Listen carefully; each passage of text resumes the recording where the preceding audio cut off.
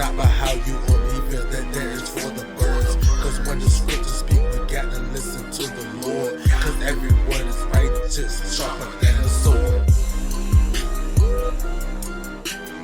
All right. What's going on, my brothers and sisters, my cornerstone disciples, brothers and sisters? First off, let me say grace, peace, and mercy be unto y'all, man, from Jehovah our Father, Jesus Christ, our Lord and Savior, and the Holy Ghost, the Spirit of truth. I hope y'all having a blessed and wonderful day, evening, whenever you may be watching. And I hope that y'all are ready to get into Leviticus chapter 1, because this is where we're going to start seeing the law and come into play, where the Lord is going to, and like I tell people all the time, the law is basically the in-depth understanding of the commandments. Like it's some other things that we know is not really commandment, but it's majority of it is basically the breakdown, and is basically the expounding upon the commandments. And that's the reason why even you see what Jesus even said right here, where he said upon these two commandments hangs the whole law, is because the laws is basically the expounding of the commandments. It's basically the breakdown, like to give you understanding of what he meant by the commandments. But anyway, before we jump into this video though, in Leviticus chapter 1, can y'all please do me the honor, do me the favor, help your boy out by liking this video, sharing this video, subscribe if you haven't yet subscribed, ring that bell notification so you can get notified to the videos that I put up. And also, please leave a comment, man. Tell me what y'all think. If you feel like I'm wrong, tell me I'm wrong. And then if you want to come on, we could talk about what you feel like I'm wrong about. Or just leave it in the comments and I can go and do more research to see if you right or whatever. Because that's what we're supposed to do. We're supposed to come together. Matter of fact, I believe it's in scripture where it says, forsake not to assemble yourself together. So we got to come together and we got to learn. We got to basically, like in Proverbs, when it says, iron sharpens iron, so does a brother sharpen the countenance of his friend. Something along those lines. So we need to come together. We need to talk, and we need to basically push each other to grow more in the Most High. But anyway, with all that being said, let's go ahead and jump into Leviticus chapter 1. And we're going to start off at verse 1, where it says, and the Lord called unto Moses, and spake unto him out of the tabernacle of the congregation, saying, speak unto the children of Israel, and say unto them, if any man of you bring an offering unto the Lord, you shall bring your offering of the cattle, even of the herd, and of the flock. And his offering be a burnt sacrifice of the herd. Let him offer a male without blemish. He shall offer it of his own voluntary will at the door of the tabernacle of the congregation before the Lord. So right here, let's go ahead and stop. Let's pause right there. Because you see how the church basically forces us. In so many words, they basically forces us to pay tithes and to pay offering to the church, right? But you see right here in scripture, for one, he said that when the children of Israel bring an offering, it should be of a herd and of the flock, and it should be a male without blemish, without spot. And it says, he shall bring it of his own voluntary will. So that means you volunteer. Like if you don't want to offer us, if you don't want to give an offering, you ain't got to. But if you want to, you give the offering.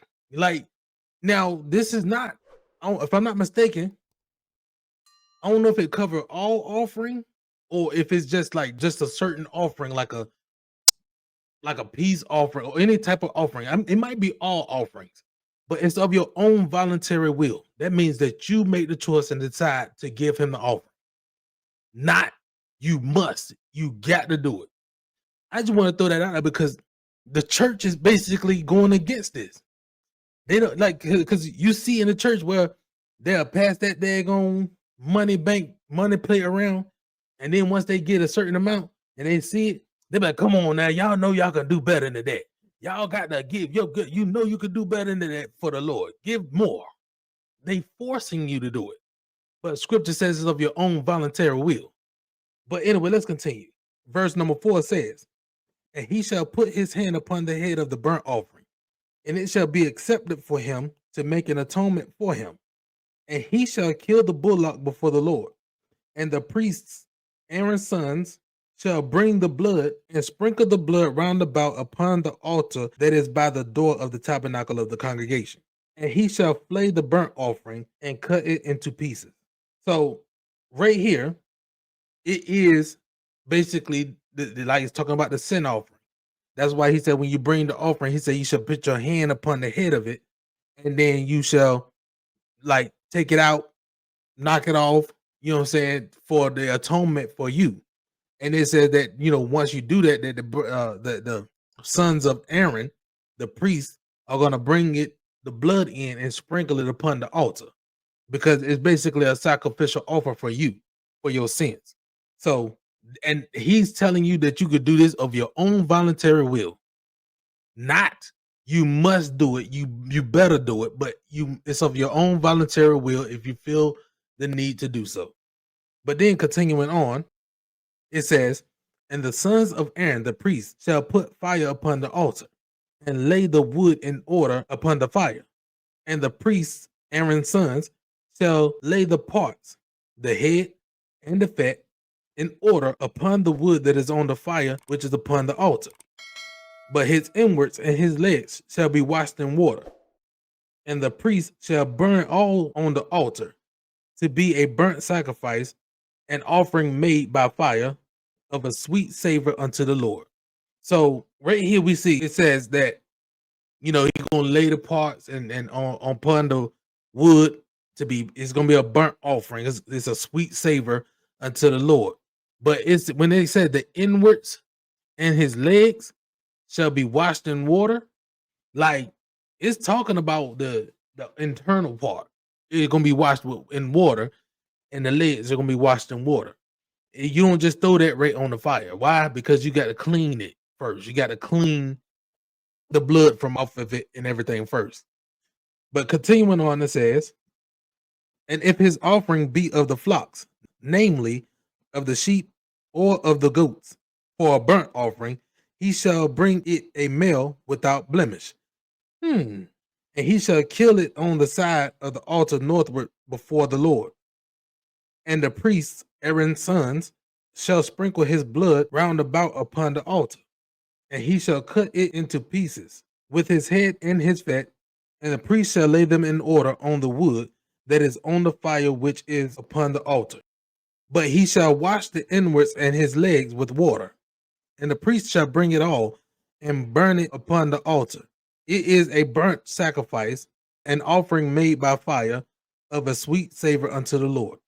Now I want to stop very quick because, like, you know, I know y'all heard me kept saying and the reason why I was doing that, because when it comes down to the sacrifice, you know, he said that, you know, of the herd you shall bring it, you know, and sacrifice it, but it said it shall be without blemish, basically without spot. It should be clean. And then it says, you know, of the flock, namely of the goat, namely of the sheep and of the goat, it says it shall be without blemish, without spot. And it got to be a male each time. Now, if y'all think about it, the Lord was already putting in order and putting in place for the sacrifice of his son. Because Jesus, male, for one, two, he was without blemish and spot, meaning he was without sin. Like, and he was sacrificed for us. And it says that his blood, it was like at the place that he was sacrificed, from what a lot of people are saying. Well, a lot of the archaeologists and all of them said, it says that where he was at, that when he was sacrificed, that his blood had ran down to the mercy seat. That's what they say. I don't know for certain, but that's what they say. But we know that Jesus's blood was like, his blood had to be basically, in a sense, it had to be sprinkled upon the altar. And that's the reason why you look in Hebrews, you see where it even says that he was offered once, and his blood, he shedded his blood for us once. And we see in right here that every time when you had to shed the blood uh of the herd or of the flock, that you had to sprinkle the blood upon the altar. So where did Jesus' blood go? It had to go upon the altar. Either I can't say that they came down and collect, like angels came down and collect his blood and then took it back to the heavenly altar. I can't say that because it ain't no scripture that says that. But we know that Jesus is before the Lord, for one, you know what I'm saying, and the Lord do see his piercings and everything for the sacrifice for us. But his blood is an important thing. So they, like, I don't know if it's true or not whether his blood was sprinkled, like when his blood was shed, that it did fall into the mercy seat. I don't know, but if you look at the comparison, this is basically preparation for Jesus. Now, scripture right here. Now I see why Jesus even said that the laws, the prophets, and the Psalms was written of him.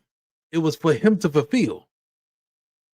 Man, like, it's already getting good. It's getting like, this is getting good. Like, I could see Jesus right here, the Father's sacrifice. But anyway, verse 14 says, and if the burnt sacrifice for his offering to the Lord be of fowls, which is of the birds, it says, then he shall bring his offering of turtle dove or of young pigeons, and the priest shall bring it unto the altar, and wring off his head, and burn it on the altar, and the blood thereof shall be wrung out at the side of the altar. He shall pluck away his crop with his feathers, and cast it beside the altar on the east part, by the place of the ashes. He shall cleave it with the wings thereof, but shall not divide it asunder. And the priest shall burn it upon the altar, upon the wood that is upon the fire.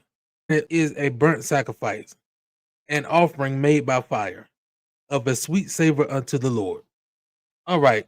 So right here at the end of Leviticus chapter 1, which is already getting good, because right now we see that, for one, the offering is of your own voluntary will. So, and I say that, and I'm staying on that, because for one, these churches need to stop forcing, in a sense, forcing people, or even manipulating people, or basically uh making people feel sad to give an offering unto them, unto the church. Because let's be honest, most churches don't take that money, and it's not going to the Lord, because the Lord don't need our money for nothing, because the earth is his, says scripture. It says all of the earth is his. So why would he need our money? He don't need our money. But the money is supposed to, the offering is supposed to go to the people. Because even we're gonna get to it in scripture, where you see that every time they made an offering, for one, it was cooked, it was food. That's why it says it's a sweet savor unto the Lord.